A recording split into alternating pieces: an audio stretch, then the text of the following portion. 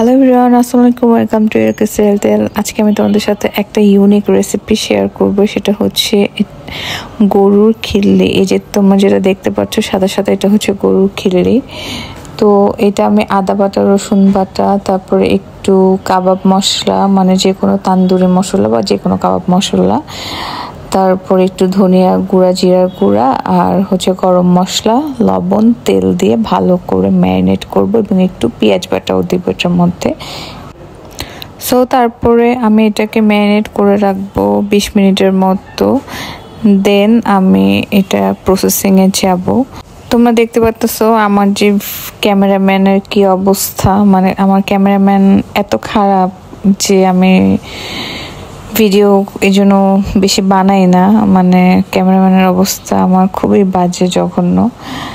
যাই হোক, এখন আমি একটু মরিচের গুঁড়া দিয়ে দিতেছি। মনে হয় মরিচের গুঁড়াটা দিতে ভুলে গেছিলাম। সো আর একটু মরিচের গুঁড়া দিয়ে আমি এখন এটা ম্যারিনেট করব।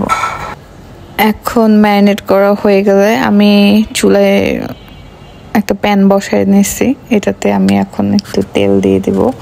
তেলটা যখন অনেক ভালো করে গরম হয়ে যাবে তখন আমি ম্যারিনেট করে খিল্লিগুলো এটার মধ্যে অ্যাড করে দিচ্ছি, সবগুলো।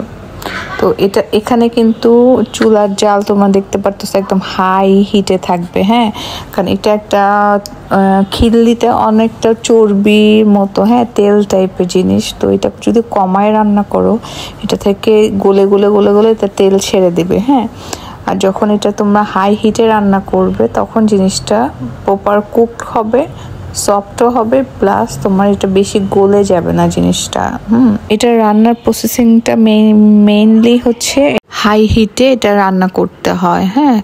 সব কিছু মানে পানিটা যতক্ষণ না শুকায় একটু ভাজা ভাজা হবে ততক্ষণ এটা আমি হাই হিটে রান্না করব। জালটা জোরেই রাখবো, কমাবো না। সো দেখতে পারতেছো অনেকটা পানি শুকায় গেছে, একটু শুকনা শুকনা হয়ে গেছে। তো হাই, এই যে আমি এখানে রান্না করতেছি, ভাবলাম তোমাদের সাথে একটু হাই করি, ক্যামেরাতে আসি। আমার ক্যামেরাম্যানদের অবস্থা খুবই খারাপ, বাজেভাবে ভিডিও করছে। যাই হোক, এখানে আমি একটু আবার টমেটো আর একটু পেঁয়াজ দিয়ে দিলাম, দিয়ে আবার আমি একটু নাড়াচাড়া করে এখন আমি আরেকটা জিনিস এখানে অ্যাড করব। সেটা হচ্ছে পোস্তে দানা গুঁড়া। হ্যাঁ, পোস্তে দানা গুঁড়াটা দেওয়ার মেইন রিজন হচ্ছে এটা একটু ঠিক করে দিবে, একটু মাখা মাখা। হ্যাঁ, পোস্তে দানা কিন্তু যে কোনো জিনিসকে একটু ঠিক করে, মাখা মাখা করে, এবং একটা টেস্ট, আলাদা একটা এটা টেস্ট থাকে। তো দিয়ে এখন আমি নাড়াচাড়া করে আবার কিছুক্ষণ রেখে দিয়েছিলাম, 10-15 মিনিটের মতো। তারপরে অনেকটা হয়ে গেছে। তো নামানোর আগে আমি এখানে কিছু কাঁচামরিচ আর ধনিয়া পাতা দিয়ে কিছুক্ষণ রেখে তারপর আমি এটা নামাই ফেলবো। আগে যে পেঁয়াজগুলো দিয়েছিলাম ওগুলো কিন্তু একটু ভাজা ভাজা মাখা মাখা হয়ে গেছে, হ্যাঁ। তো আমার আবার এখানে একটু কাঁচা কাঁচা পেঁয়াজ ভাল লাগে। সো আমি নামানোর আগে আর একটু কাঁচা পেঁয়াজ দিব, যেটা তুমি যে কোনো রুটি, পরোটা বা ভাতের সাথে যখন তুমি এই খিল্লিটা নিবা, একটু কাবাব স্টাইলের কাঁচা পেঁয়াজ, কাঁচা মরিচ, মানে বাইটটা যখন তোমার পড়বে কামড়ে অনেক মজা লাগবে। সো এই তো আমার রান্না অলমোস্ট ডান।